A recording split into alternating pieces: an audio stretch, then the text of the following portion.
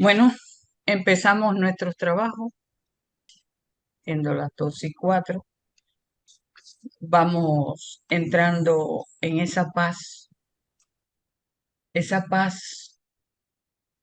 que sale desde el corazón y trasciende los espacios. Hoy, la Federación Teosófica Interamericana se siente muy contenta de recibir a una miembro de la federación, la hermana Emilce Barrera. Así es que vamos a recibir al hermano Chuy con la invocación y después presentamos formalmente a nuestra querida hermana Emilce. No sin antes darle las gracias a todos los hermanos que están presentes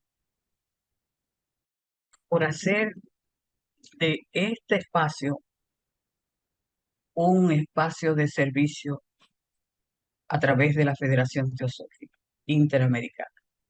Adelante, Chuy, por favor. Gracias, Magali, bienvenida, Emilce, bienvenido todos. Buenos días, buenas tardes, buenas noches.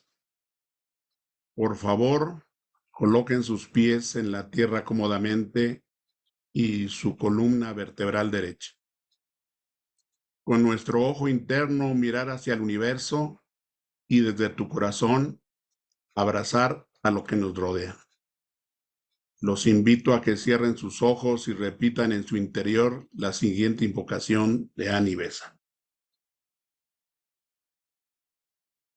Oh vida oculta que vibras en cada átomo. Oh luz oculta que brillas en cada criatura. Oh amor oculto que todo lo abarcas en la unidad. Que cada ser que se sienta uno contigo sepa por lo tanto que es uno con todos los demás. Paz, paz, paz a todos los seres. Gracias por estar aquí y ahora. Gracias, hermano, por su invocación y vamos a presentar a nuestra querida hermana Emilce Barrera. Emilce Barrera es un miembro de la Federación Teosófica Interamericana, como se lo comuniqué hace un ratito. Es un miembro escogido por la zona sur de las Américas. En el reglamento se llama miembro adicional, elegido por sus hermanos. Emilce es miembro de la Sociedad Teosófica en Argentina desde el 1985. Ella fue administradora de la Sociedad Teosófica en la Casa Rosario y actualmente es secretaria de Cultura de la Sociedad Teosófica también en Casa Rosario. Y como les dije, Emilce es una cooperadora, una trabajadora incansable, como muchos de los hermanos, que han reconocido el deber con la humanidad, transformándolo en servicio. Y eso es tan maravilloso. Y esperemos que más hermanos puedan hacerlo en el gran proceso de la vida. Y que se nos dé esa oportunidad con salud para ayudar a todos los hermanos a despertar ese nivel de conciencia. Así, mis queridos hermanos, paso los micrófonos a mi querida hermana Emilce Barrera, que hoy nos trae una charla que ella la titula Los Maestros. Adelante, Emilce. Muchas gracias, Magali. Voy a compartir pantalla. Primero, antes que nada, muy buenos días Muy buenas tardes a todos y quiero agradecer a Magali y a la Federación Teosófica Interamericana esta oportunidad de compartir estas ideas con ustedes. Quiero, antes de la charla, explicarles un poco cómo surge, cómo armé esto, porque esto en realidad es una copia. Es una charla hecha con partes de una conferencia que dio Edward Abdil, que en inglés, está dada en inglés, se tituló Los maestros en sus propias palabras. También hay párrafos de un artículo de Pablo Sender que se titula Mahatmas versus Maestros Ascendidos. Con respecto a la conferencia de Edward, que dio para la European School of Theosophy, Escuela de Teosofía Europea, él además dio otra charla sobre Dora Kunz. En esta charla yo le pregunté, en esta última charla sobre Dora, le pregunté si él podía dar esa charla en castellano, porque bueno, sabía que él ha dado charlas en español. Y él me contesta que nosotros tratemos de que la traduzcamos, que él me iba a enviar esa charla por email. Un tiempo después comencé a traducir, pero esta charla sobre los Mahatmas. Con la intención, empecé a traducirlo con la ayuda del traductor de Google y con la intención de subtitular esa charla. Luego me llené de muchas actividades, aunque estábamos en pandemia igual, pero lo dejé, ese trabajo, y cuando Magali me pide para dar una charla, se me ocurre la posibilidad de traducir, continuar con esta traducción y presentarles a ustedes la traducción de esa charla en castellano. Sin embargo, después me di cuenta que también tenía deseos de compartir, me interesaba agregar el planteo que hace Pablo Sender sobre las diferencias que hay entre los Mahatmas que se mencionan en la Sociedad Teosófica y los maestros ascendidos, porque esto también da lugar a mucha confusión. Así que lo que finalmente hice es tomar parte de ambos. Por supuesto que pedí las autorizaciones correspondientes. Ambos me autorizaron a emplear partes de sus trabajos, por lo cual en realidad no me queda más que agradecer tanto a Edward Abdil como a Pablo Sender por su generosidad. Bueno, aquí los vemos, inclusive allí tienen la página de Edward Abdil. Creo que Pablo Sender también tiene una página. Quiero aclarar que al pie de cada una de las diapositivas, a veces puede ser que esté en la parte superior de la diapositiva, está de dónde está sacado ese material en particular, por supuesto lo textual, las fotos son agregados míos, las imágenes. Tanto Edward Abdil como Pablo Sender son grandes trabajadores de la Sociedad Teosófica. Ed fue vicepresidente de la Sociedad Teosófica en Estados Unidos y presidente de la Sociedad Teosófica de Nueva York. Es orador internacional y ha dado conferencias en inglés y también en castellano. Y es autor de libros, uno de los cuales lo vamos a ver aquí en las diapositivas.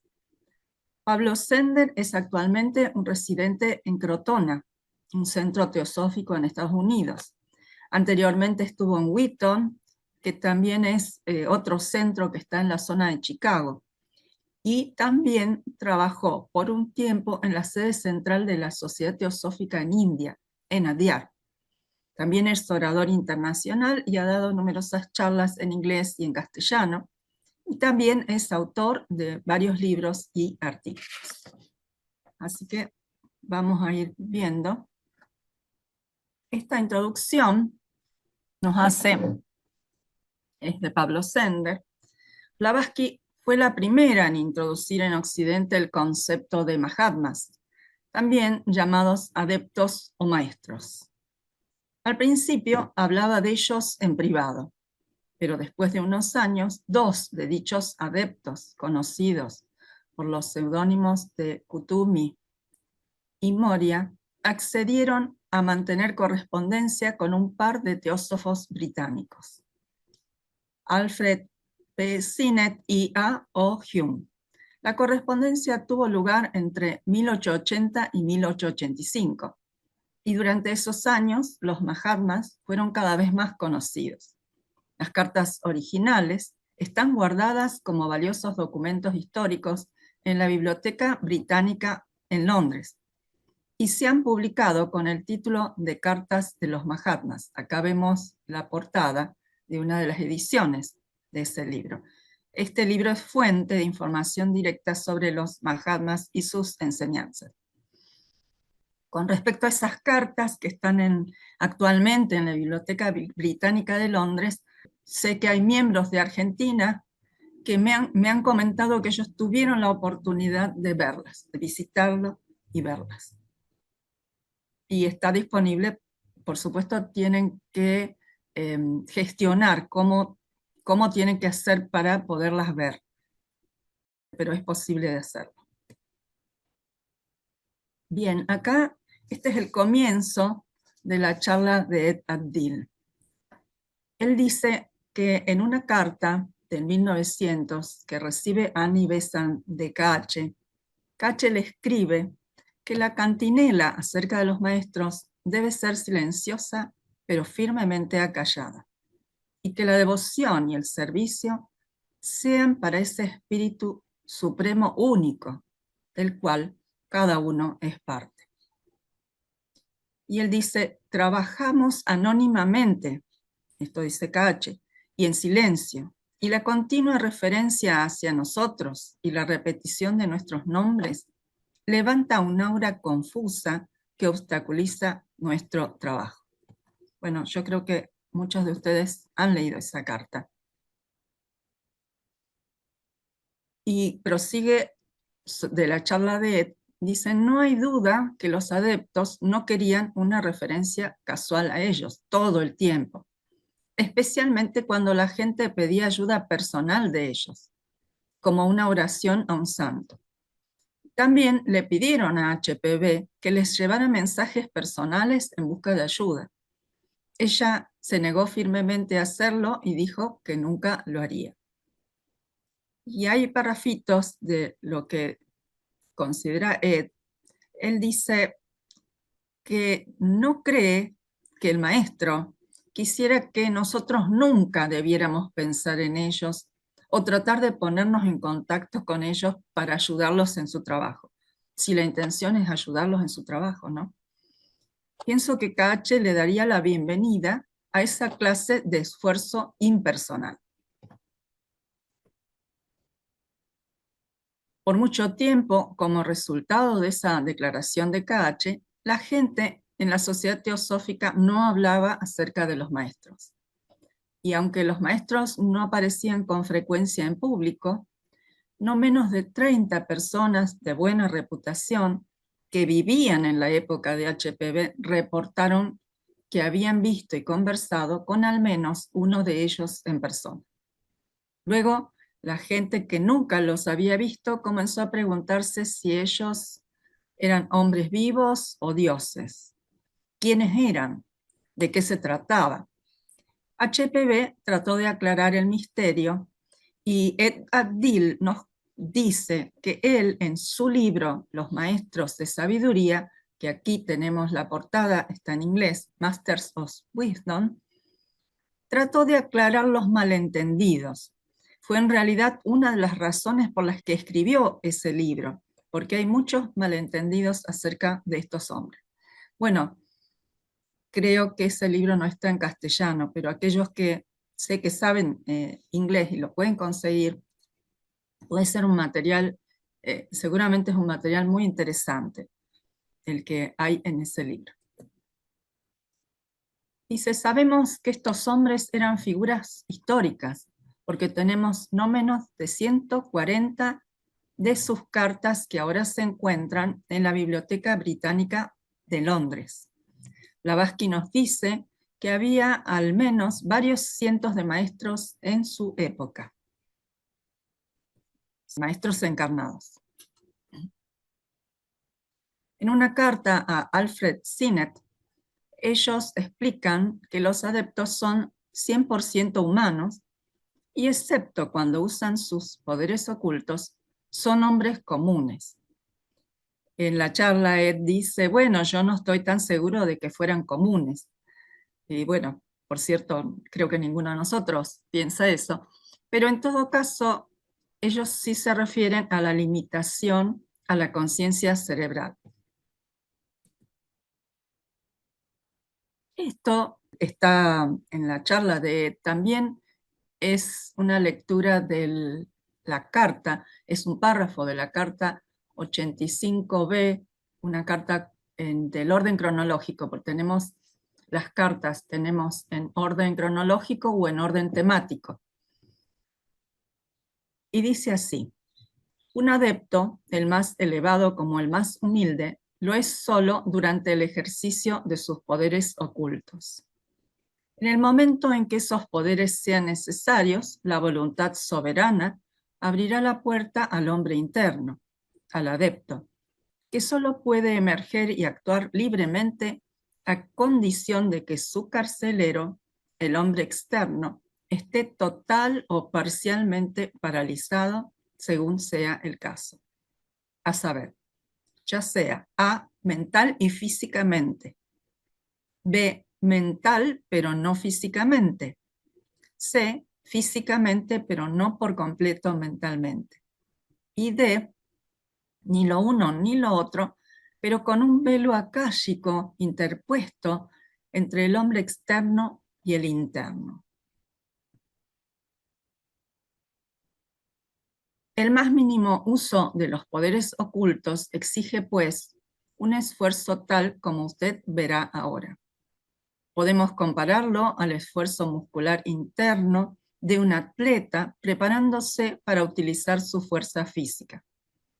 Igual que no es probable que un atleta esté siempre recreándose, hinchando sus venas por anticipado antes del levantamiento de un peso, de la misma manera puede suponerse que un adepto no mantendrá su voluntad en constante tensión y al hombre interno en plena actuación cuando no exista una necesidad perentoria para ello.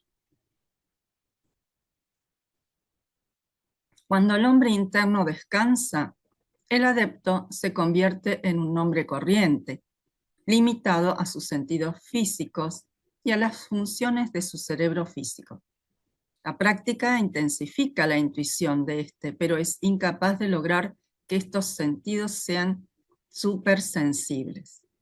El adepto interno siempre está dispuesto, siempre está alerta, y eso basta para nuestros propósitos. En momentos de descanso, pues, sus facultades también descansan. Cuando me siento a comer o cuando me visto, leo o me ocupo en cualquier otra cosa, no estoy pensando ni siquiera en los que están cerca de mí. Y Dwalkul en ese momento era uno de sus discípulos y vivía cerca de KH. Dice, puede romperse fácilmente la nariz hasta sangrar al tropezar en la oscuridad contra un madero, contra una viga, como le ocurrió la otra noche, precisamente porque en lugar de interponer una película, había paralizado tontamente todos sus sentidos externos mientras hablaba con un amigo distante. Y yo permanecía plácidamente ignorante del hecho. Yo no estaba pensando en él y de ahí mi ignorancia. De lo que antecede, usted muy bien, esto se lo dice a Sinnett, puede deducir que un adepto es un mortal común en todos los momentos de su vida diaria, excepto en aquellos en que esté actuando el hombre interno. Cuando KH nos escribe, no es un adepto. Un no adepto es falible. Por lo tanto, KH puede cometer errores con mucha facilidad. Errores de puntuación que cambiarían a menudo y totalmente todo el sentido de una frase. Errores idiomáticos, muy probable que ocurran, especialmente cuando se escribe tan apresuradamente como lo hago yo. Errores que surgen de vez en cuando de una confusión de términos que yo tenía que aprender de usted, puesto que usted es el autor de los términos rondas, anillos, anillos terrestres. Esto que se lo dice a Sinet, o sea que acá nos enteramos que Sinet es el que crea estos términos. Y con respecto, antes de pasar a la otra parte, esto me hace pensar un poco que debemos tener una mente abierta cuando nosotros leemos las cartas de los Mahatmas, toda la literatura teosófica, y no considerarlo como una Biblia, digamos. Y me gusta, voy a compartir con ustedes un pedacito muy chiquitito de lo que dice Juan Viñas en una entrevista que él da para Radio Mantra. Es una entrevista que es muy interesante, si ustedes lo pueden buscar.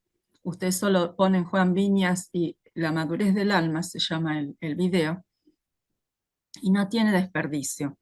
Pero él acá en este minuto nos dice cómo debemos abordar las enseñanzas teosóficas. Así que les doy. Yo debo decir que, bueno, seguidor, prácticamente no soy de nadie. Le tengo mucha reverencia a la señora Blavatsky. Me ha descubierto cosas de mi ser interno que yo no hubiera podido descubrir por mí mismo, pero inclusive con algunas cosas no estoy demasiado de acuerdo. Mantengo a esta altura de mi vida una independencia de criterio. Yo miro ahora con el sistema crítico de los griegos, kritein, que es examinar las cosas y ver si la conciencia interior responde, aprueba o no aprueba. Esto es pasar de la etapa religiosa en que creo todo y no reflexiono mucho, a una etapa en que estoy más tranquilo y observo, sobre todo si mi experiencia de la vida responde a esa enseñanza con la que me estoy poniendo en este momento en contacto. Bueno, continuamos con la charla. KH le dijo a Sinet que la ciencia oculta no es una en la que los secretos pueden ser comunicados de repente, por escrito o incluso verbalmente. Si fuera así, todo lo que los hermanos tendrían que hacer sería publicar un manual de arte que podría ser enseñado en las escuelas como la gramática. En los primeros tiempos de la sociedad teosófica, a los maestros se les llamaba hermanos. Por eso ven la palabra hermanos allí, se refiere con mayúscula. La verdad es que hasta que el neófito alcanza las condiciones necesarias para el grado de iluminación al cual y para el cual tiene derecho y capacidad, la mayoría de los secretos, si no todos, son incomunicables. La receptividad debe ser igual al deseo de instruir. La iluminación debe provenir de adentro. Bien, vamos a pasar a una segunda parte de la charla. Está, podría decir, dividida en 3 capítulos. Este sería el segundo capítulo. Esto está tomado del artículo de Pablo Sender, completamente. Porque la pregunta que nos podríamos hacer es si los maestros ascendidos son lo mismo que los Mahatmas de los que nos habla la teosofía. Como les dije, estos son partes. El artículo es muy extenso y yo lo voy a poner en disposición de Chuy para que se distribuya en los distintos grupos de WhatsApp. Hoy en día se considera que los maestros ascendidos son espíritus desencarnados que han trascendido sus cuerpos físicos. Este concepto es también contrario a las enseñanzas teosóficas sobre los Mahatmas. En los comienzos de la sociedad teosófica, antes de que nadie en Occidente conociera nada acerca de los maestros, Henry Steele Olcott, que fue cofundador de la Sociedad Teosófica junto con Blavatsky, hablamos de los fundadores visibles, ¿no? Porque sabemos que KH y M son los fundadores invisibles detrás de ellos, de Blavatsky y Olcott, empezó a recibir cartas de algunos de ellos. En una primera carta, el maestro Serapis escribió: «Ha llegado la hora de que usted sepa quién soy. No soy un espíritu desencarnado, hermano. Soy un hombre vivo». Y este artículo tiene las citas. Ustedes van a ver los nombres y al pie de ese artículo están bastante bien detalladas todas las citas que uno puede buscar y corroborar. HPB verificó que eran personas vivas porque vivió con algunos de ellos cerca del Tíbet durante varios años, mientras se sometía a entrenamiento oculto. Más tarde, Olcott y otros teósofos también conocieron a algunos Mahatmas en su cuerpo físico, en diferentes momentos y en distintas partes del mundo. En la charla que da Ed, él menciona tanto el encuentro que tiene, cómo se da el primer encuentro de Blavatsky con su maestro en el plano físico, porque Blavatsky lo veía en situaciones de peligro donde el maestro la ayudaba, pero no lo había visto físicamente, era como una visión. Ella lo ve en un desfile, creo que muchos de ustedes conocen la historia. Y también Ed cuenta cómo el maestro M se le aparece a Olcott y cómo Olcott en un momento dado teme que eso sea una visión de él. Entonces el maestro, dándose cuenta de lo que él pensaba, se quita el turbante y se lo deja. Y ese turbante está en el museo en Adyar, en India, y se conserva actualmente.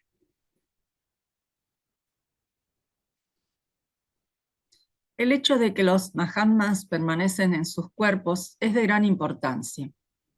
Son yogis iluminados, parecidos en ciertos aspectos a los que tradicionalmente se conocen en Oriente. Pero hay una diferencia.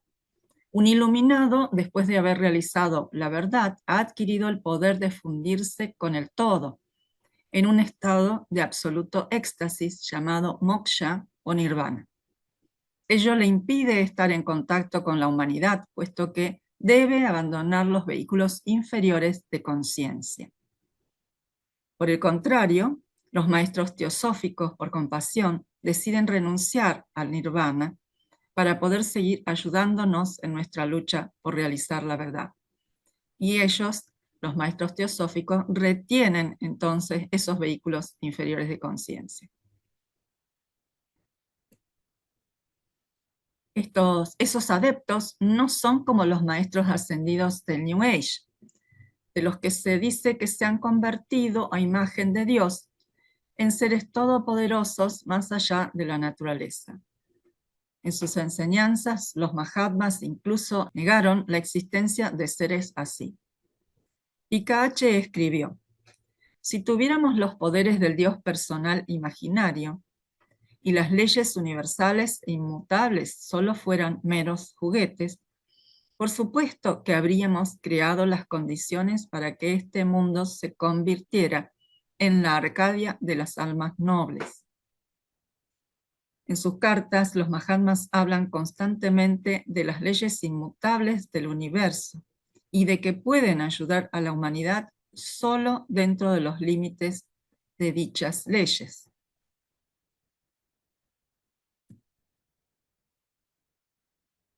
Bueno, Annie Besant dijo acerca de los maestros que una ínfima parte de su trabajo se hace aquí, en el plano físico. Esta es una de las razones por las que viven aislados, pues la mayor parte de su actividad tiene lugar en los planos superiores. Cuando le preguntaban a Blavatsky sobre el tema, el trabajo de los maestros en los planos superiores, ella respondía: no podría entenderlo a menos que usted mismo fuera un adepto. Pero ellos mantienen viva la vida espiritual de la humanidad. Bueno, y esto está tomado de los Collected Writings de Blavatsky.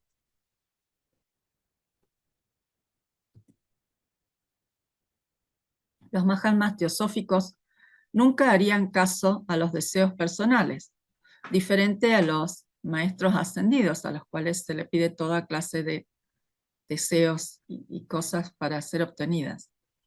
Durante los primeros tiempos de la sociedad teosófica, algunos miembros que malinterpretaron completamente la naturaleza de los Mahatmas hacían peticiones personales a HPB para que se las transmitiera. Blavatsky explicó en una carta: ni por un momento los maestros se rebajarían a prestar atención a cuestiones individuales o privadas que tuvieran que ver con una ni con 10 personas, con su bienestar, sus congojas o sus dichas en este mundo de maya, ilusión. No la prestarían a nada que no fueran cuestiones de importancia verdaderamente universal. Se dice que en realidad los Mahatmas están interesados en los aspectos superiores de la humanidad, no en las personalidades. En una carta a Sinet le dicen que no está interesado en el Sinet de carne y hueso, sino sería el yo superior, digamos, o la parte superior de Sinet, inmortal. Y Blavatsky sigue en esa carta: son ustedes los teósofos los que han arrastrado hasta sus mentes los ideales de nuestros maestros. Son ustedes los que inconscientemente, con la mejor de las intenciones y total sinceridad en su buen propósito, les han profanado al pensar por un solo instante que ellos iban a preocuparse por los negocios que ustedes tienen, los hijos que van a tener, las hijas que van a casar, las casas que ustedes van a construir, etcétera, etcétera. Bueno, en esta diapositiva el resaltado está en el original. Esto lo pone Pablo. En las otras diapositivas los resaltados están hechos por quien les habla.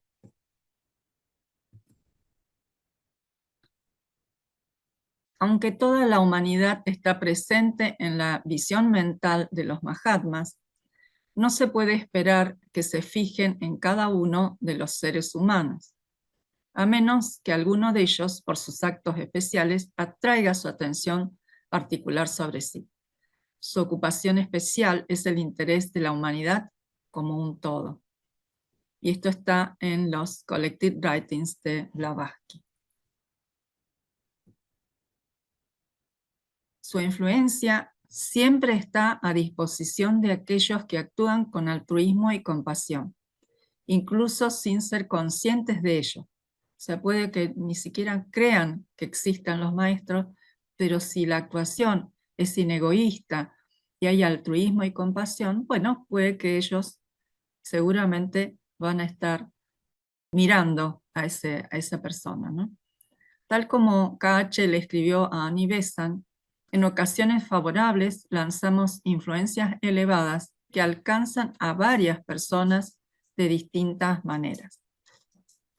Por tanto, cualquier acto filantrópico que realicemos puede que forme parte del trabajo del maestro. Sin embargo, solo los discípulos aceptados tienen una relación consciente y personal con ellos. O sea que nosotros podemos recibir influencias si estamos involucrados en un trabajo de tipo filantrópico, pero no vamos a tener una relación consciente y personal con los maestros hasta que no lleguemos a ser discípulos. Las cualidades morales y espirituales necesarias para ser un discípulo aceptado son muy profundas y exigentes, y muy pocos humanos tienen el nivel de madurez espiritual para conseguirlo. Esto nos lo dice Pablo y nos dice que para una descripción de esas cualidades podemos ver el libro A los pies del maestro, Luz en el sendero, y yo agregaría ahí La voz del silencio. Son los 3 libritos que se estudian con esa idea, ¿no?, de conocer las cualidades requeridas para el sendero espiritual. Entonces, ¿quiénes son esos maestros ascendidos que comunican con miles de canales en el mundo? No podemos estar seguros. Pero para entenderlos es necesario darse cuenta de que los planos internos están habitados por toda clase de entidades. Elementales, formas de pensamiento, personas fallecidas, personas vivas cuyos cuerpos están dormidos, etc. Muchas de esas entidades se divierten haciéndose pasar por maestros, santos u otras figuras históricas importantes. Para leer más sobre este tema, consultar el plano astral y el panfleto titulado Dificultades de la clarividencia, ambos escritos por Charles W. Leadbeater. Con respecto a las dificultades de la clarividencia, para poder diferenciar que lo que uno ve, aun cuando una persona nazca con esa cualidad, debe aprender cómo diferenciar, por ejemplo, una forma de pensamiento con algo real, porque a veces puede pasar que el que tiene ese don se confunda. Esto es hasta donde yo he leído y hasta donde yo sé, que tiene que ser entrenado para poder diferenciar las cosas que ve. Y quería comentar que Leadbeater fue entrenado por su maestro en su clarividencia. Por eso era uno de los clarividentes que más veía también. Incluso a comienzos de la ST, mediums y gente receptiva empezaron a canalizar mensajes de falsos mahatmas.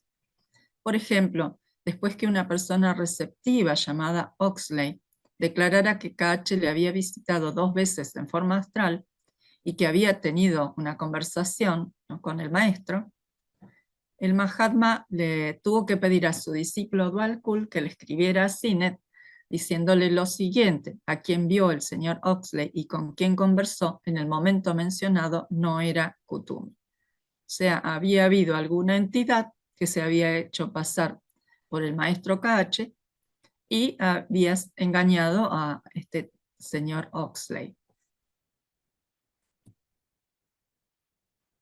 Debemos tener en cuenta que ese mundo psíquico de percepciones suprasensoriales y de visiones engañosas, el mundo de los médiums, es el mundo de la gran ilusión.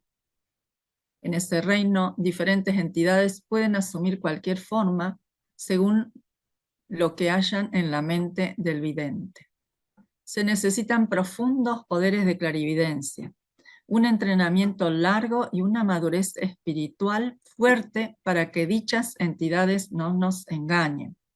Bueno, acá está puesto, ¿no?, esto que decíamos, que no es solo nacer con la clarividencia o tener un poco de percepción, sino que hay un entrenamiento largo y una madurez espiritual fuerte para que uno no sea engañado en ese mundo psíquico. Y dice, porque el más leve cumplimiento de un deseo, ahí en el plano psíquico, toma cuerpo y forma. Esa forma de pensamiento puede ser animada por un espíritu de la naturaleza y entonces aparecer como un ángel de luz que nos cuenta exactamente lo que queremos oír. Esto está dicho por Clara Cott. Y continúa, Leadbeater siempre nos avisó que estuviéramos alertas de cualquier visión o de cualquier voz que pudiera halagarnos. Para corroborarlo, Blavatsky cuenta un sugerente hecho histórico. En 1889 escribe: Hace 14 años, antes que se fundara la Sociedad Teosófica, todas las charlas de mediums trataban de espíritus. Y a nadie se le ocurrió, ni por casualidad, hablar de adeptos, mahatmas o maestros vivientes. Actualmente todo esto ha cambiado. Desafortunadamente, los teósofos fuimos los primeros en hablar sobre estos temas y ahora el nombre es de uso común. No hay casi ningún medium que no haya afirmado haberlos visto. Cualquier sociedad embaucadora y falaz hoy en día asegura, con fines comerciales, que está guiada y dirigida por maestros, que a menudo parecen estar mucho más elevados que los nuestros.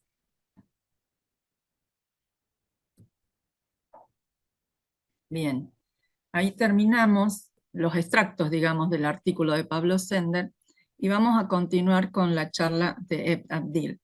Esta tercera parte vamos a tratar de responder esta pregunta, si están actualmente encarnados los maestros. Me interesó tratar esta cuestión porque inclusive no hace mucho escuché un miembro de la sociedad que comentaba que él pensaba que los maestros ya no estaban relacionados con la sociedad teosófica o que ya no estaban encarnados, algo así.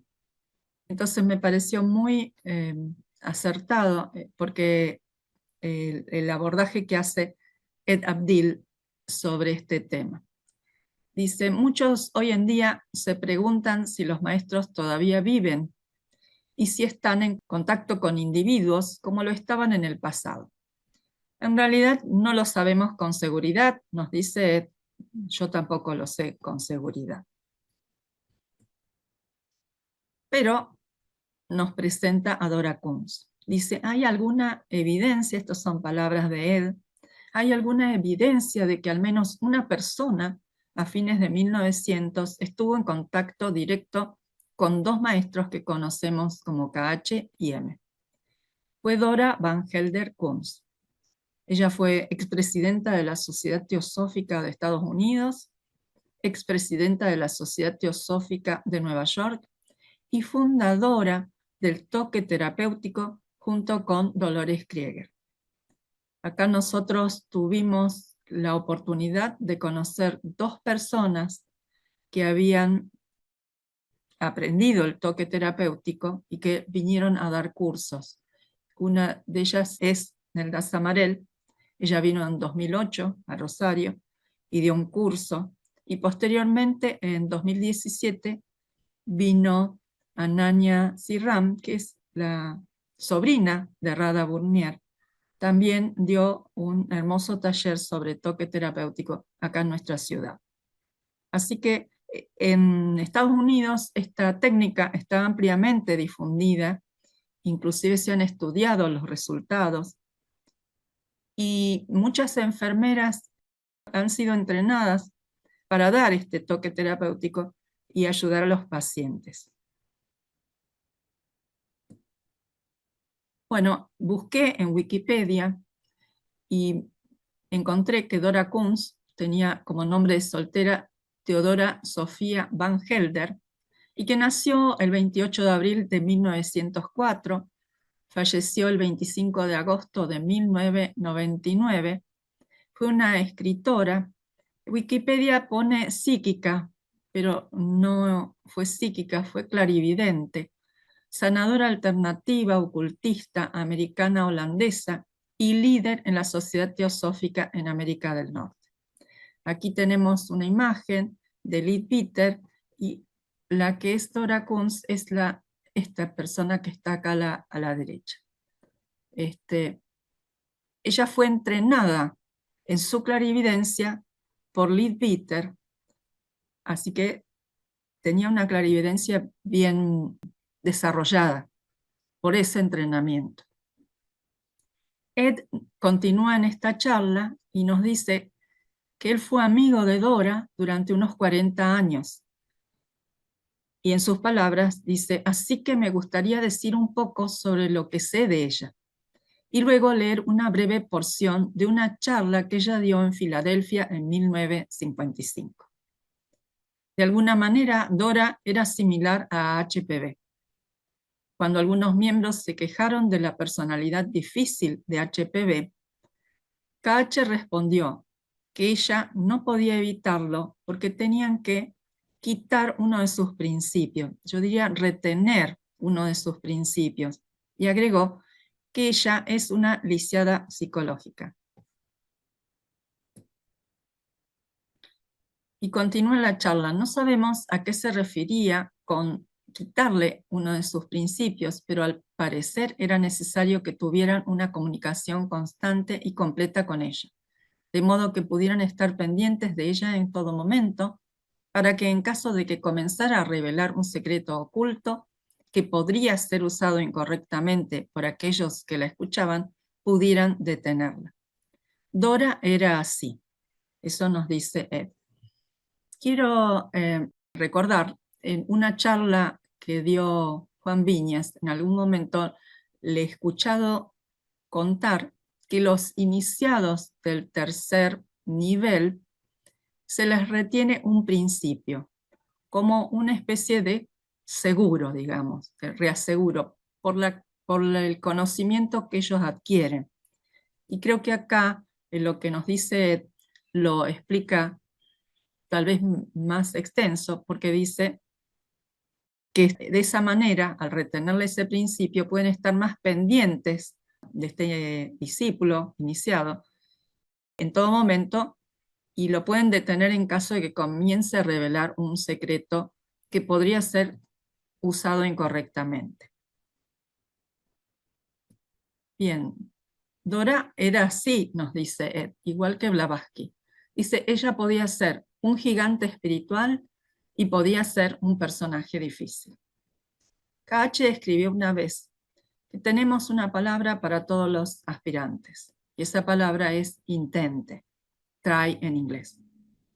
Cuando Dora era presidenta de la Sociedad Teosófica en América, vivía en el edificio principal del campus de Olcott. Una noche, un miembro pasaba frente a su puerta a altas horas de la madrugada y escuchó a Dora decir, estoy intentando. Dora estaba sola en su habitación. Entonces se preguntan si podría ser que estuviera hablando con uno de los adeptos. Bueno, como vamos a ver, es muy probable, como vamos a ver más adelante. Me gustaría terminar leyendo una parte de la charla de Dora sobre los maestros, en la que describe las expresiones faciales de los maestros, algo que no se encuentra en la literatura teosófica y algo que ella nunca habría hecho si no los hubiera visto. Dora conocía muy bien la literatura teosófica.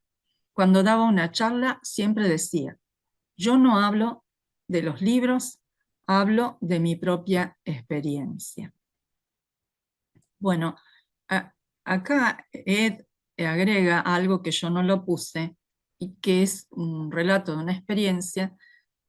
Lo importante es que en alguna parte a Dora le preguntan sobre algo y ella responde no lo sé. O sea, que ella si algo no lo sabía, no tenía prurito, no tenía problema en decir no lo sé. En su charla sobre los maestros en 1955, Dora describió a los maestros con sus propias palabras, a partir de su propia experiencia. Y él nos dice que él conocía bastante bien a Dora, eran muy buenos amigos. Ella nunca hablaría de algo en su trabajo que no experimentara. Y acá es cuando él relata ese hecho, ¿no? Su charla se hizo en parte en Filadelfia. Hice la transcripción, está en mi libro, Maestros de Sabiduría, como apéndice. Es el libro que vimos la portada en una de las diapositivas anteriores. Bien. Como yo vi esto, que él dice que tenía la transcripción en su libro, también dice que si ustedes quieren yo les puedo enviar una copia. Entonces se me ocurrió googlearlo. Y encontré, puse en Google Dora Kunz, Filadelfia, 1955, lo puse creo que en inglés, y encontré la charla en inglés, en el Theosophy Forward, en la página theosophyforward.com. Y ahí pueden encontrar mucho material. En la siguiente charla, así que esta parte, esto está tomado del Theosophy Forward directamente. En la siguiente charla, pronunciada en Filadelfia el día del Loto Blanco de 1955, examina una de las ideas teosóficas más características, la existencia de aquellos a quienes su esposo Fritz llamó hombres más allá de la humanidad. Los maestros, es decir, aquellos que han dominado las lecciones de la vida humana que el resto de nosotros todavía nos esforzamos por aprender. Una transcripción de esta charla, provista por Edward Abdil, ha sido ligeramente editada, pero no ha sido alterada de manera sustancial, preservando sus cualidades. Y acá ya empezamos, ustedes van a ver entre comillas, es todo lo que dice Dora. Todo lo que está entre comillas es de la charla de Dora Kunz.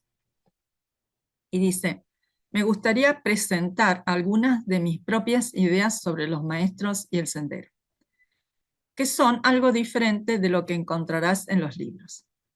He sido teósofa toda mi vida y los maestros han sido reales para mí desde que tengo memoria. Quisiera contarles algo sobre mi punto de vista sobre los maestros y nuestra relación con ellos. Cuando conoces a los maestros, no puedes evitar ser devoto a ellos. Pero ellos no quieren que los adoremos y la sociedad teosófica no estaba destinada a ser una organización religiosa. Creo que a veces ponemos a los maestros en un pedestal y nos sentimos como pequeños gusanos. Algunos piensan que si sienten un tremendo sentido de devoción por los maestros, pueden sentarse en una silla y no hacer nada, como estar en un monasterio. Eso no es suficiente. Bueno, eso me llegó porque a veces uno siente mucha devoción y cree que la devoción lo puede llevar a algún lado. Bueno, en este caso no es suficiente. La sociedad teosófica no fue fundada sobre ese principio y no cumplirá su destino si inconscientemente la tratamos como una iglesia. Las iglesias tienen un tremendo trabajo que cumplir, elevando a la gente, dándoles esa fe y sacando a relucir su devoción. Esto es todo de la charla de Dora. La devoción es algo bueno, pero los maestros requieren mucho más. Tenemos que sentir con los maestros ese sentido de ser compañeros comprometidos en un gran trabajo juntos. Como dije antes, cuanto más sabes sobre los maestros, no puedes evitar tener ese sentimiento de amor y reverencia. Pero no es por eso que existe la sociedad teosófica. La sociedad teosófica es el campo de pruebas para la fraternidad. Es el lugar para permitirnos crecer, para permitirnos entender que no debemos ser dogmáticos, para permitirnos aprender a llevarnos bien con el otro, nos gustemos o no. Debes estar dispuesto a tener diferencias de opinión. Debes estar dispuesto a resistir la prueba de fuego. Incluso si te insultan, eres tú quien está siendo probado. Si te vas porque un individuo te dice algo desagradable, estás fallando la prueba de la hermandad. Como dije anteriormente, nunca ha habido un momento en mi vida en que los maestros no hayan sido reales para mí, y trataré de describirlos desde mi punto de vista. El maestro Moria era el maestro de HPB. Si lees las cartas de los Mahatmas, obtienes una idea de su personalidad. Como usted sabe, él es indio, es muy alto y proviene de una familia muy principesca. Creo que si estás en su presencia, tienes la sensación de que estás en presencia de alguien que es un rey en cada centímetro. Ese sentimiento realmente es cierto porque da una sensación de integridad absoluta. Eso puede sonar como una palabra extraña para usar. ¿Qué se entiende por integridad absoluta?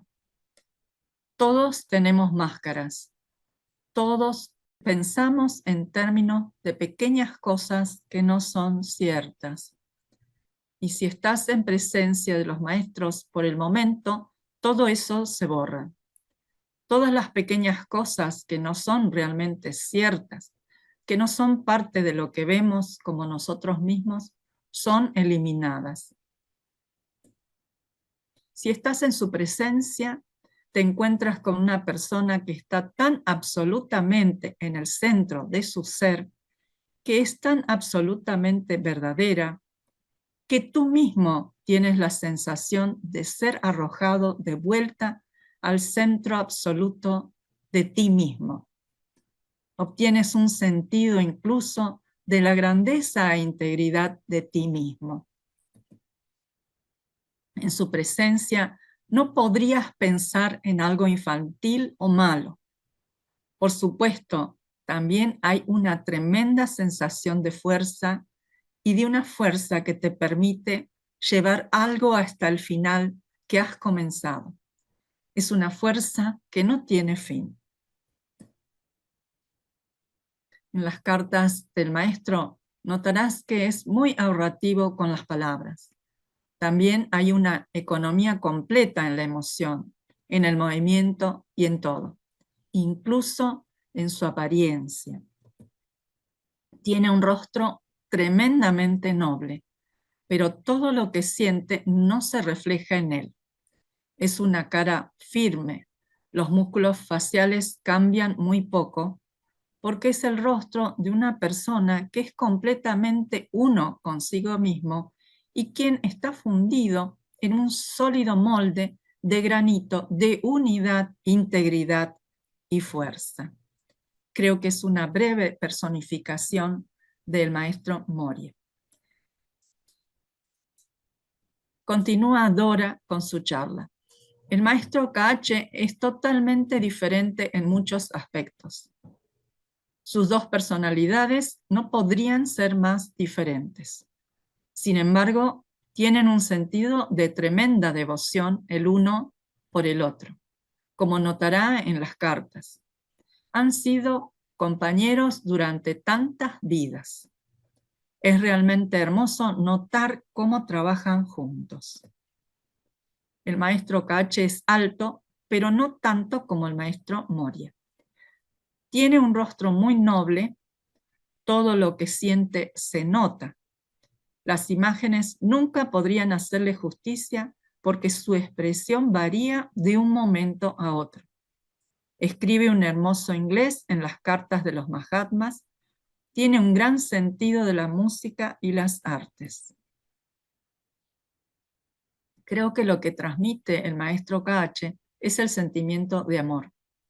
Podrías pensar que si estuvieras en la presencia del maestro, te sentirías muy pequeño y tímido.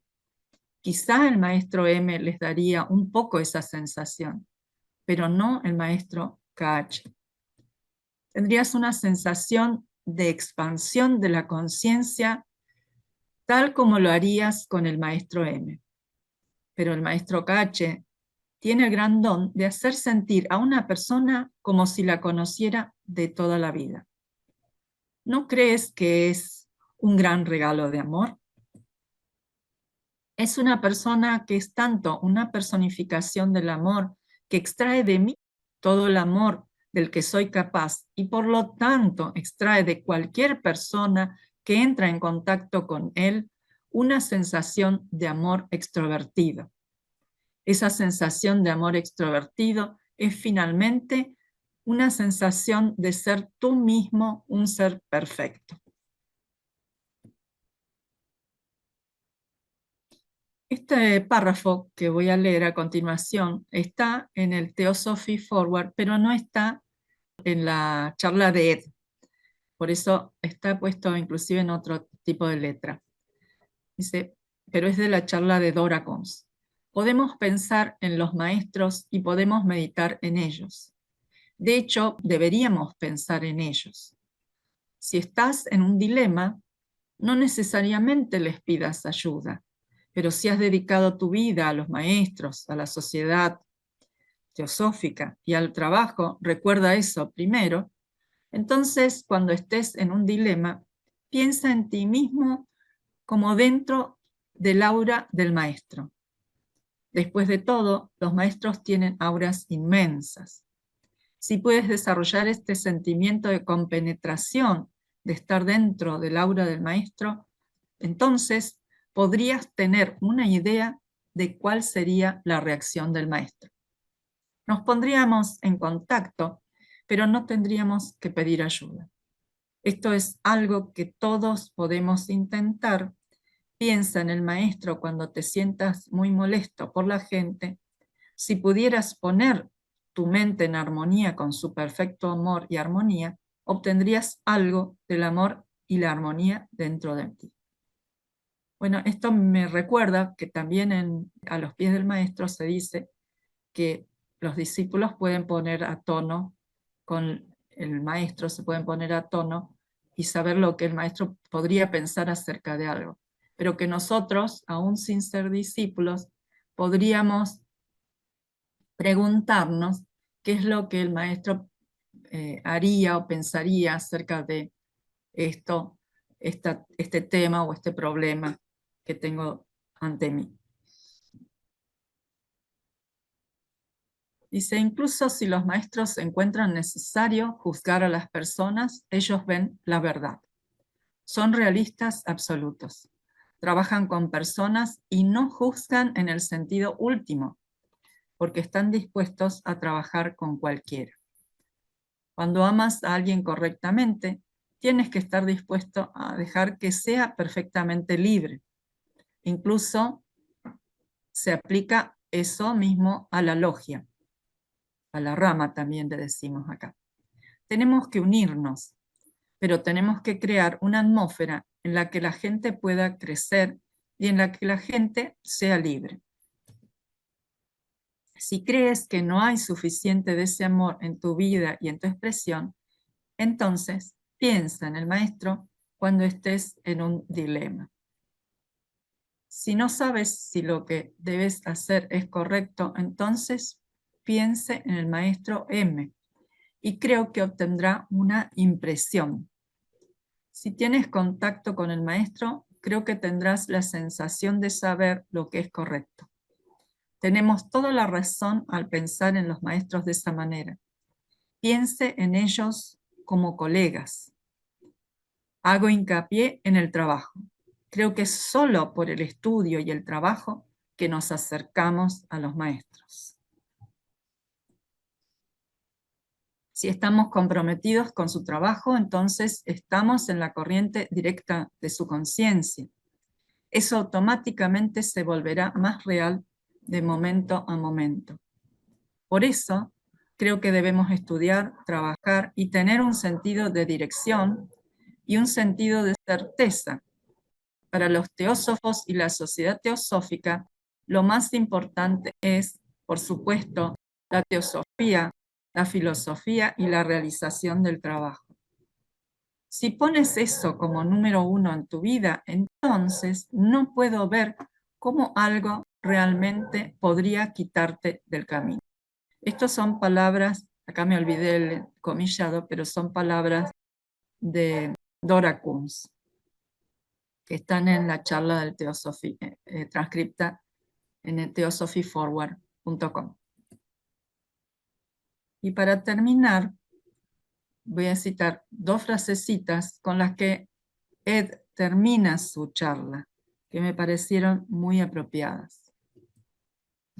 Él dice, de sus propias palabras, estoy convencido de que cualquiera que quiera trabajar por el bien de la humanidad estará dentro de la esfera de su influencia. Y dice, si ese esfuerzo es personal, fracasará. Si es impersonal, tendrá éxito. Muchas gracias. Ok, gracias, Emilce, por todo lo que nos has traído. Muy bello. Bueno, vamos a abrir la sección de preguntas. Si alguien quiere hacer una pregunta al respecto, tenemos una manita levantada de nuestra querida hermana Georgina Y Patricia, y Patricia. antes de darle la palabra a Georgina, quiero agregar algo para no olvidarme. Buscando sobre Dora Kunz, descubrí que ella tiene más de 30 títulos de libros escritos. Y nosotros, por lo menos acá en Argentina, solo conozco uno en castellano.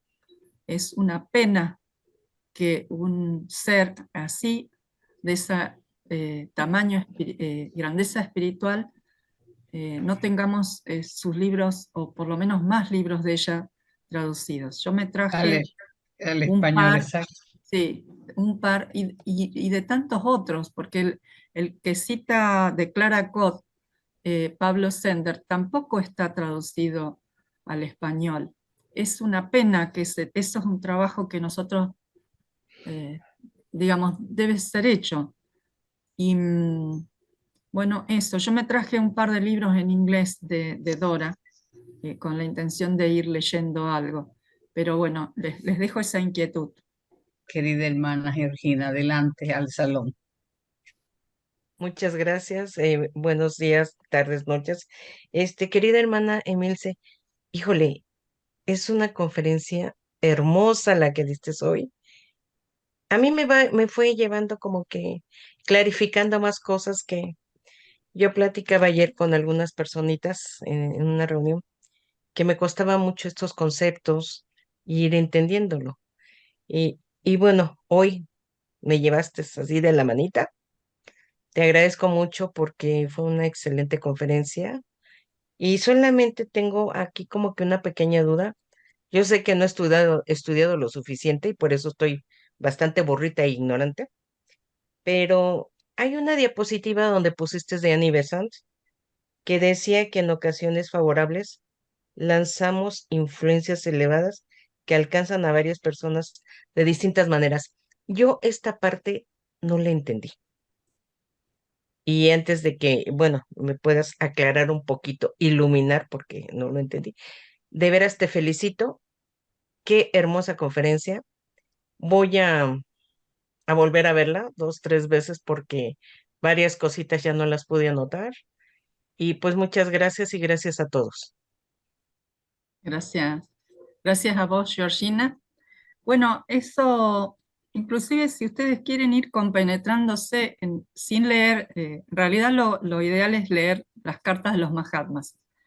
Pero a veces nosotros, los miembros de la Sociedad Teosófica, tomamos un librito que se llama Meditaciones Diarias de Catherine Bechet, y que día a día tenemos una frase para meditar, y está tomado, todas esas frases, absolutamente todas, de las cartas de los Mahatmas. Entonces uno de a poquito como se va compenetrando en las ideas. Es una pequeña frasecita por día.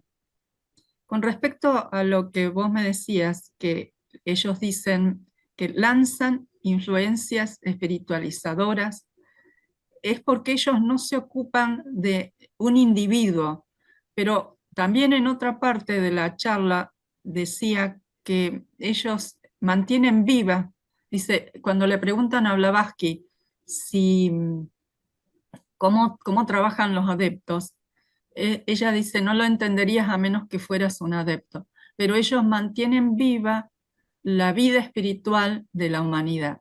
Entonces ellos lanzan de tanto en tanto influencias. ¿Cómo son esas influencias? Bueno, yo no lo sé porque no soy adepto, pero que sí están esas influencias. Y yo creo que cuando uno se pone en determinadas situaciones, como un trabajo, cuando uno hace algo desinteresado, hay energías que uno puede llegar a notar. No son personales. No sé si esto te aclara. Ellos no pueden actuar a nivel personal, inclusive aunque quisieran, porque ellos no pueden transgredir el karma, no pueden ir más allá de esas leyes que de algún modo, están sujetos a esas leyes. Y ellos no transgreden esas leyes porque si no, tendrían karma. No sé si te contestan algo. Sí, ya me quedó más claro todavía esto. Sí, bastante. Gracias, mi querida hermana Milce. No, por favor. Patricia, Hola, Emilce, muy buenas tardes a todos. Muchísimas gracias por esta conferencia, me aclaraste muchas cosas, pero yo tengo una duda. Al final de cuentas, nosotros cuando vamos limpiando nuestro espíritu y vamos radiando esa energía de compasión y de amor hacia los demás, obviamente se abre esa puerta de iluminación que muchos de los maestros me imagino que ven desde donde quiera que estén, ¿no?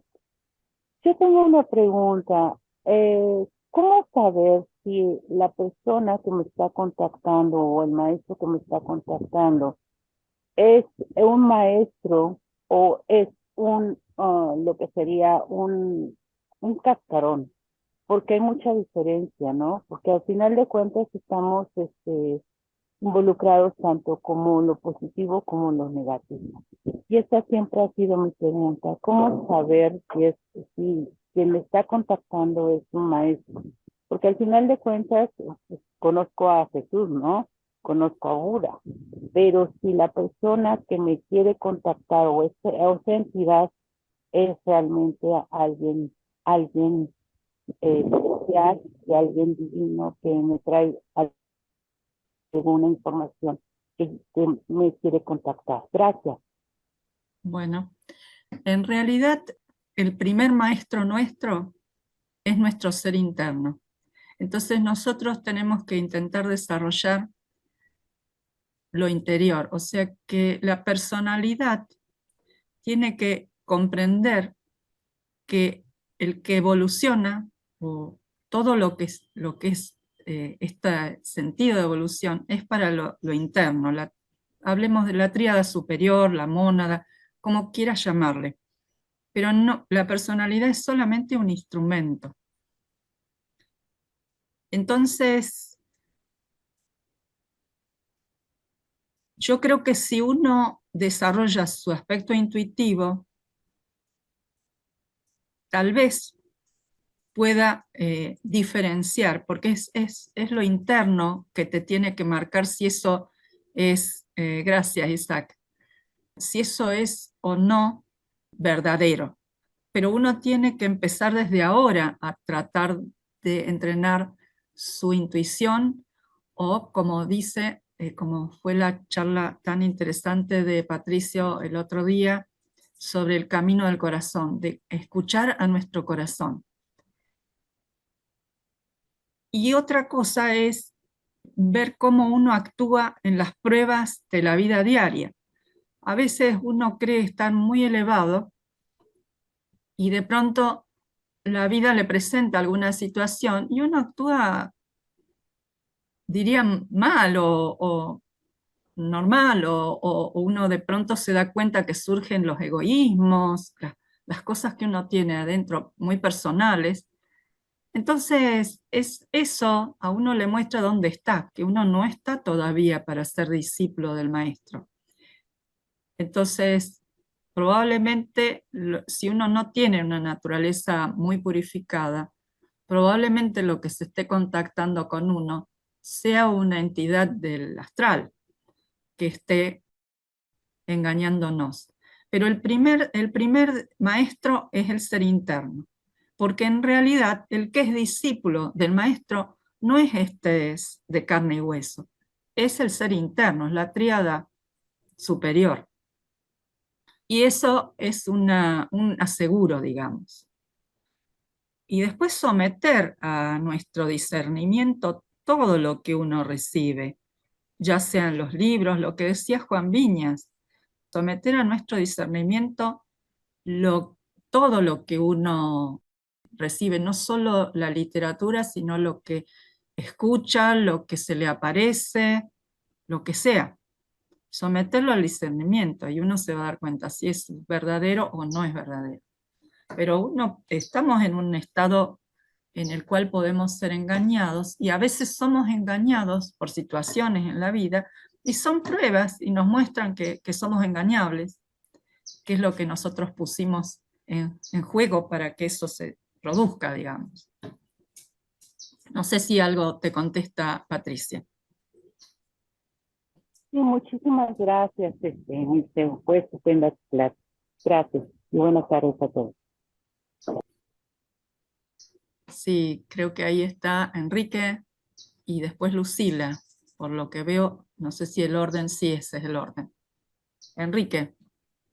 Buena, Mildred. Muy interesante tu charla y no tengo nada que comentar, pero diría que sí, que todo es así. Lo confirmaría con un testimonio. Tanto Magali como Isa me conocen, me conoce Narda también, ha estado por aquí, por la República Dominicana. Y recuerdo haber hablado con ella con respecto al toque terapéutico y donde ella nos demostró, así como usted dice, Emilce, que todo es energía. Entonces nosotros nos referíamos, recuerdo en aquel sitio que tuvimos varios días, algo referente al Reiki relacionado con el toque terapéutico. Mi testimonio es el siguiente. Tengo una hija, ya hoy en día tiene 23 años. Ella a los 4 o 5 años tenía fuertes dolores de cabeza. Yo había tenido instrucciones del Reiki, después pude contactar cuando vino a Narva. Y mi hija en verdad no murió, pero era unos fuertes dolores de cabeza que siempre me decía, "Ay, papi, no me deje morir". Entonces yo aplicaba esa energía aprendida con el toque terapéutico y el Reiki, y mi testimonio es para decirle que en 2 a 3 minutos desaparecía. Eso es presencial, no solamente, por eso digo energía, pero no solamente presencial desaparecía, ella después, a cabo de 3 años, después de eso, siempre al dormir, yo la dormía con eso porque no podía, pero después que me fue a Estados Unidos. Desde Estados Unidos me llamaba y me decía y me pedía, papi, vamos a contactar. Yo siempre le decía, tienes que pedirme para yo poder hacer contacto contigo. Tienes que decírmelo y contactábamos y desde aquí, de la República Dominicana a Estados Unidos, por muchos años, después de hacerle varios estudios en los Estados Unidos, pudimos desaparecer sus dolores de cabeza aplicándole toque terapéutico y Reiki a distancia. Ese es un testimonio vivido por mí. Lo digo con mi hija para no mencionar más otras cosas, porque en verdad es mi hija. Magali la conoce. No recuerdo si está la recuerda. Ahí cuando hemos estado juntos, pero eso es una realidad. Emilce, eso es una realidad. Muy interesante tu charla y yo siempre he seguido con ese contacto. Claro, con respecto a los maestros, bueno, serán ellos que dan a todos esa energía. Solamente es como usted dice, que en verdad hay que estar en contacto, como de tranquilidad, aunque también, como también lo dice, valga la redundancia, que a veces uno está mal, uno a veces ha estado con baja, con problemas, etcétera, etcétera. Y es cuanto, y muchísimas gracias, felicidades. Ayudándote al nombre es Nelda, que estuvo con ustedes y tuvimos un taller en la montaña con ella. Nelda Samarera, acuérdate el nombre. Sí, Correcto, correcto. Gracias, manito, gracias. Yo sé lo- de tu caso, yo sé de tu caso. Bueno, Nelda, vamos a pasar a nuestra querida hermana. Ah, perdón, perdón. no, quería agregar que Nelda Samarel fue discípula directa de Dora Kunz en esta, Y, y porque una nos cosa decía, cosa que también quería decirle a ustedes, comunicarle, que en Estados Unidos, Dora Kuhn instruyó muchas enfermeras. Entre ellas conozco a una que es puertorriqueña y que nos visitaba la Sociedad Teosófica. Ella se fue a vivir a Estados Unidos. Pero hoy, en este momento, el Medicare, que le da a los viejitos un servicio, o a las personas mayores que nos da un servicio, está incluido el toque terapéutico, dado la veracidad, la veracidad que tiene para aliviar los dolores a las personas mayores. Eso lo puedo decir porque está en la lista de servicio que le dan a las personas, el Medicare o cuestiones de salud.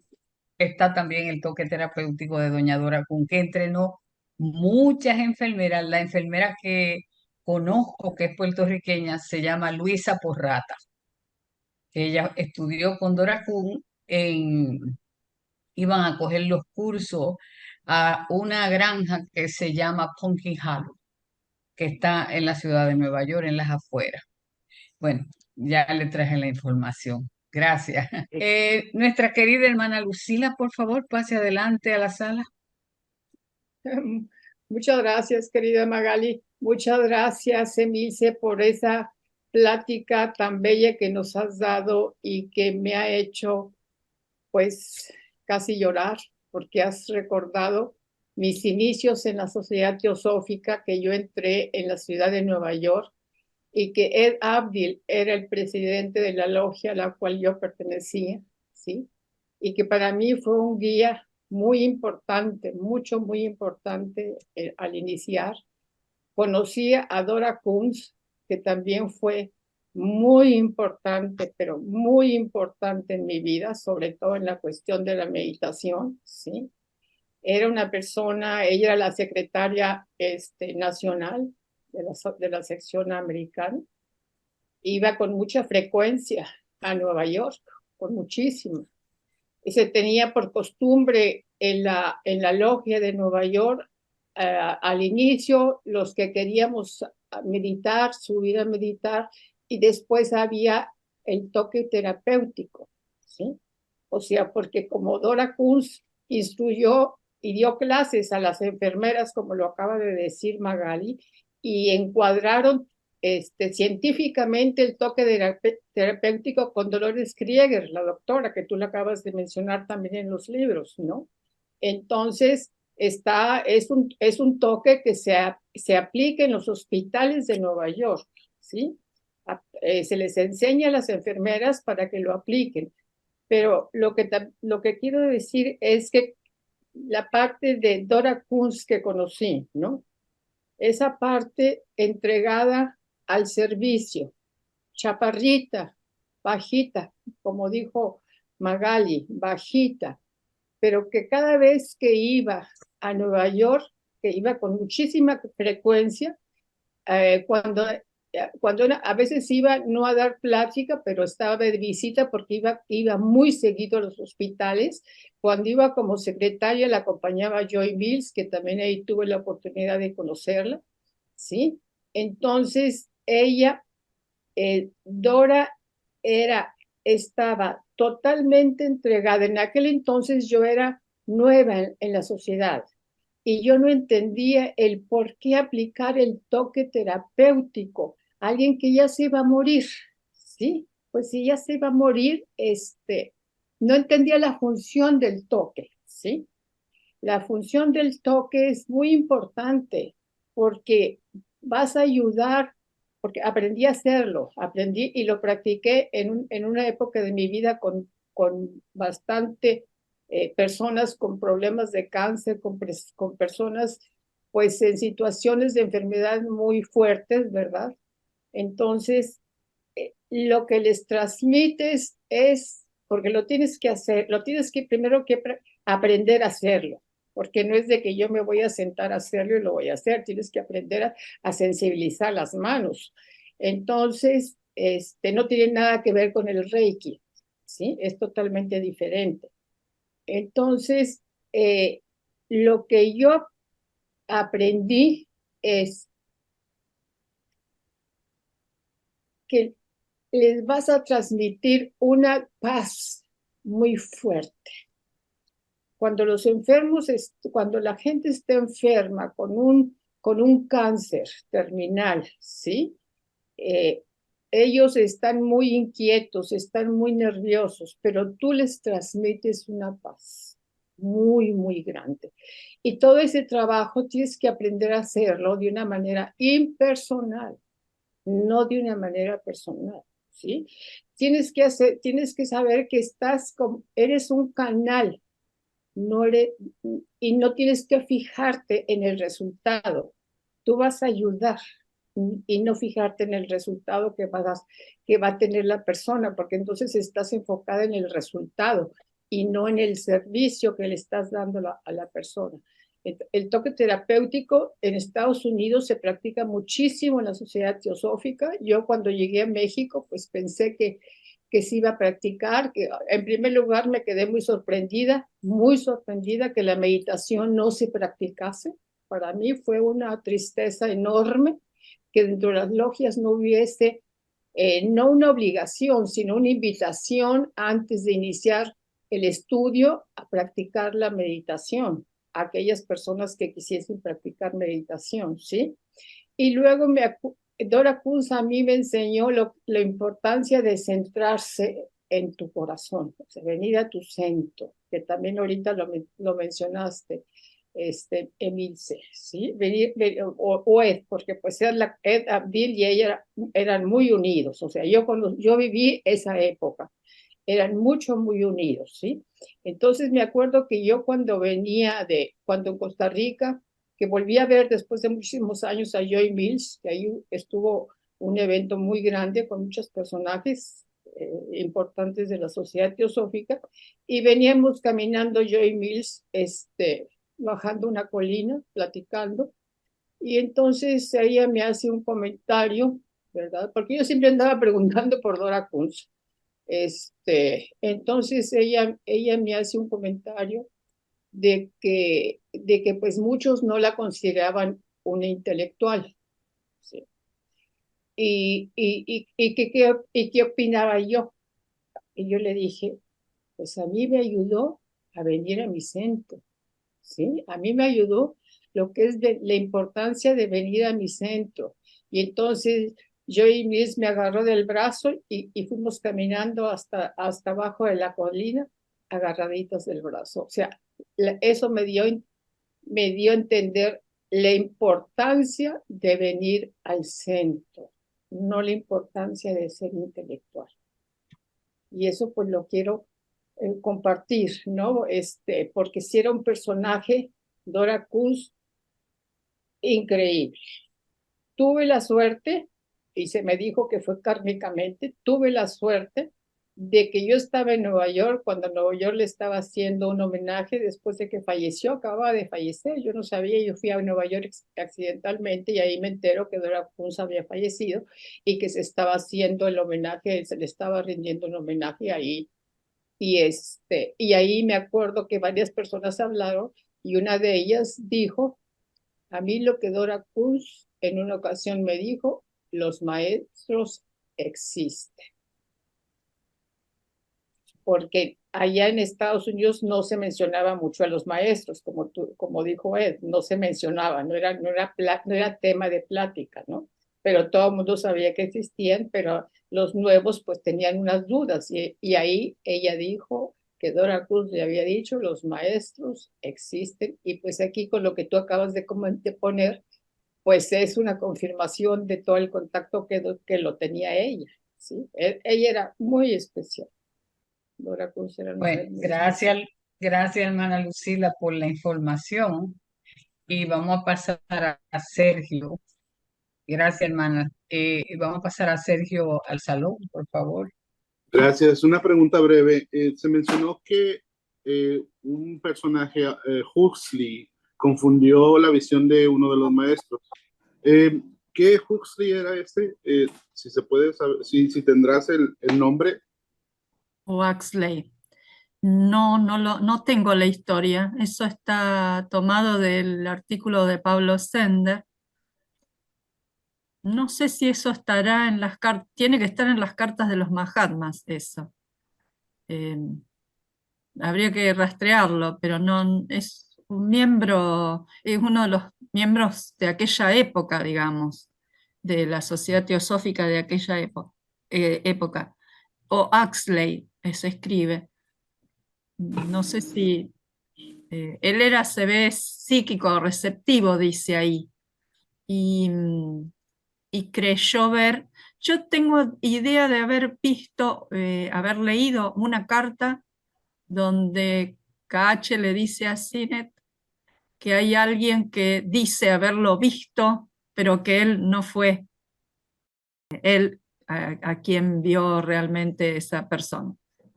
Así que tiene que estar en las cartas eso. No sé si se refería a esa, a Huxley o a otro, no recuerdo el nombre cuando yo lo leí. Sí, gracias, Emilce. Gracias. Ok, pedí un turno para darle las gracias a Milce por haber hecho esta parte de dar las dos partes, las dos versiones. La que tiene el público fuera, que habla de los maestros ascendidos, y yo quisiera saber dónde es que están los que ya ascendieron, ¿no? ¿Verdad? Porque no son los que yo conozco. Y ver cómo la teosofía enfoca esa figura de los maestros. Entonces, por eso pedí mi turno para darte las gracias, porque lo, lo planteaste muy bien con relación a lo que está en la calle y lo que verdaderamente enseña la sociedad. Eso es Eh, copia textual de porciones del artículo de Pablo Sender, o sea que el que hizo el trabajo de investigación, inclusive narra cómo nace el movimiento de la New Age, está muy bueno el artículo. Yo después lo voy a pasar para que lo sí, tengan completo. Eh, Realmente no daba más que para pasar algunos párrafos, pero sí, pero suficiente como para darnos cuenta de que son distintos, de que una cosa son los exactamente, sí, es sumamente importante porque todas las sociedades teosóficas, yo digo, son como una estación de tren. Para mí, toda la sociedad teosófica es una estación de tren. Hay pasajeros que llegan y se quedan en la parada 32. Hay otros que llegan y dicen, me quedo en la 24. Hay otros que llegan, me quedo en la 3. Entonces, es bueno que se tenga esta documentación, ya que la ponemos en el canal, porque el que llegó a la parada 3 quizás no le dio tiempo de ver ese artículo y sabe discernir cuáles son los maestros que presenta la sociedad teosófica y lo que hay en la calle. Entonces, por eso te agradezco, porque hay unos que llegan y no se llegan a llevar toda la información. Y eso que tenemos a Enrique que nos da todos los martes las clases de las cartas.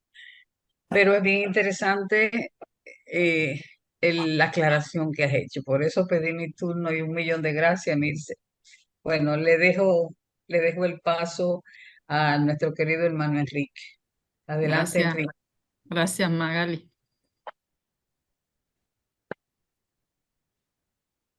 Enrique, ¿Me toca ya? Enrique, puede pasar, sí. No, nada más es Emilce, como siempre, extraordinario, porque eres muy clara, o sea, me encantó. Y respecto a las preguntas, el tema del toque terapéutico, el que usa Ananya, en el libro de Quest, que está en el libro de Quest, dice algo muy interesante, porque estaban preguntando que cómo funciona. Y dice que bueno, hay varios como detalles interesantes, se parece a Reiki, pero específicamente dice que golpea a una persona que está bien interiormente, puede mandar visualmente, es lo que entiendo, porque dicen en alguna parte del libro, en el de Oda Kunz, que tú ves al paciente y dice pateas o tocas o chocas tu energía, la mandas como si fuera un shock, entendiendo que tu energía está equilibrada y la de él no. Y entonces en este choque de energías que ocurre en el plano etérico, luego explica por qué pasa en el etérico y por qué la parte etérica te enferma. Tiene toda una introducción acerca de la psicosomática de esto. Pero dice que si lo haces con buena intención y tú estás suficientemente equilibrado, lo que haces es transformar la energía desestructurante que tiene el enfermo para que ya no siga caminando, aunque se vaya a morir, porque estaba, como dijo eso, como dijo lo que comentó Lucila, aunque se vaya a morir el paciente, puede morir en un mucho mayor equilibrio si se golpea esa energía a través del toque terapéutico. Por lo menos es lo que explica ella en el libro. Hay que leerlo. El libro tiene muchas cosas muy interesantes. Y dice que se parece mucho a un shock treatment. Y luego explica, dice en términos teosóficos, porque primero lo explica en términos médicos, pero luego regresa a tratar de explicarlo en términos teosóficos y pone varios ejemplos del tipo de energía que se puede mover según las diferentes terminologías hasta llegar al prana. Bueno, perdón, no, sin ánimo como de alterar lo que fuera, simplemente lo digo por lo que dijo Lucila, es un tema que se puede hacer, se puede desarrollar, se tiene uno que concentrar, saber en dónde se está golpeando la parte etérica, explica por qué de la parte etérica bajan las enfermedades, y luego explica, aunque no ella, pero como yo hablé casi 2 horas con Ananya del tema, entonces se explica lo que se supone que es más poderosa la energía estructurante que la desestructurante, y entonces es posible que la energía más poderosa de equilibrio que viene del amor ayude a la energía que está más desordenada, en teoría, sí, y obviamente hay muchas dudas de cómo pasa eso, ya no vive Dora Kunz como para preguntarle, pero creo que el libro es un excelente esfuerzo que hace ella para explicar por qué funciona lo que funciona y cómo incluso cuando alguien se va a morir es bueno ayudarlo a que recupere el equilibrio, aunque ya no haya punto de retorno, ya sea por el karma o por el grado de avance de la propia enfermedad. Bueno, perdón por la interrupción, era nada más para aclarar un poco No, el no, tema. No. no se preocupe. No. Están pidiendo Ahora que ponga nuestro el querido libro, hermano, Enrique. gracias, gracias Enrique. Vamos a pasar nuestro último hermano ya para Eh, liberar a Emilce. Dani, adelante Dani, gracias Enrique. Antes de eso, porque están pidiendo inclusive cómo es lo del toque terapéutico y muy entusiasmados, tal vez se le podría pedir a Nania que nos diera una charla y que a lo mejor con algún traductor, ¿no? Por Sí, conseguir sí, que lo puede. traduzca. Es más, hasta Juliana tal vez podría hacer la traducción. Bueno, habría que verlo eso, si les Bueno, ya interesa. lo tenemos en agenda, no te preocupes, vamos a ver si lo logramos. Bueno, Vamos a ver bueno, si lo logramos. Gracias. sí. Enrique, ¿tienes la mano levantada nuevamente o se No, no, quedó? no, No, no la tengo a levantada, Dani. pero ya que dice eso, Emilce, sí sería bueno, si hay un interés en este tema, que parece que sí lo hay, pues habría que, porque al final es teosofía aplicada a esto, entonces es una buena idea de pedirle a Ananya que explique, pues ella lo hace, lo puede explicar con más detalle, y luego hacer una entrevista con Lucila, porque ha hablado con tanta gente importante que sería bueno saber qué cosas ha podido hablar de toda esta gente. Y si tienes fotos también, Lucila, sería muy interesante. Bueno, perdón otra vez por interrumpir. Ya No pasa piden el nada. libro, Enrique. No, pues el libro hay que comprarlo, es de Quest. No, pero pon el título, por favor, Ah, pues lee eso, el toque terapéutico de Dora Kunz. de Dora Q. Ok, ya lo saben. Ponlo, José, por favor. Hay otro muy pequeñito de Nelda Samaret también, que es Ayudando al Moribundo, que es muy, muy interesante. Ese Pero sí está en vamos, castellano. sí, ese está en español. Vamos a pasar a Dani y con él finalizamos nuestros trabajos. Gracias, gracias. Emilce, como siempre, outstanding, como decimos en inglés. Lo agradezco mucho. Voy a ser breve. Primeramente, para la hermana Patricia, que preguntó sobre la pregunta de reconocer los seres invisibles, yo les sugiero que estudie el libro de Lee Bitter, El lado oculto de las cosas, que tiene un capítulo muy interesante sobre eso, ¿verdad? Y él aclara, él pone cierto tema y lo aclara. Sin meterme mucho en detalle, le voy a decir que yo estudié un curso que se llama DULA. Es más o menos un curso de ayudar al paciente a transmutar. Trabajamos en hospitales, ese es mi servicio a la humanidad que hago. Y trabajo en un sitio de huésped. Voy allá al hospital y ayudo. Donde quiera que hay un enfermo que sea dedicado, que está en sus últimos días, me presento, lo ayudo a transmutar. ¿Cómo le dirías? No puedo meterme mucho en detalle porque es muy peligroso hablar mucho de esto a mucha gente que quizá no estemos preparados. Pero sí hay un curso de eso que se llama DULA y es básicamente igual a ayudar a una mujer a parir. Es ¿cómo se dice? ¿Cómo se dice? Esa persona que ayuda a la mujer a dar a luz, a parir. Así mismo es. Comadrona. Comadrona, exactamente, mi hermana, esa es la palabra. Como una comadrona, pero en vez del nacimiento, es para la muerte. Es un curso que se estudia en una universidad. Es para también las personas que sufren por la muerte de alguien para prepararlo. Gracias a todos, muy agradecido. Bueno, Emilce, solamente nos queda darte las gracias. Es un tema muy lindo, ese tema de los maestros es muy abstracto, pero a veces yo digo, es tan real porque hay una fuerza que nos mueve, que no la vemos, pero sí nos mueve. Aquellos que toman el trabajo de la Sociedad Teosófica con una seriedad tan fuerte. Yo no sé si están, yo no sé si, pero sí hay una fuerza que está y nos ayuda a seguir. Así es que este programa ha sido muy lindo en esta mañana. Gracias le doy a todos mis hermanos por estar ahí y qué bueno que se aclaran cosas. Ok, pues entonces 1.000.000 de gracias por todo y hasta el próximo. Gracias, Emilce. Hasta el Gracias. próximo Gracias. domingo. Muchas gracias, Emilce. Muchas gracias, Magali. Gracias, saludos. Buenas tardes, Gracias, buenas Magali. noches. Gracias. Saludos a Gracias, todos. Emilce. Gracias.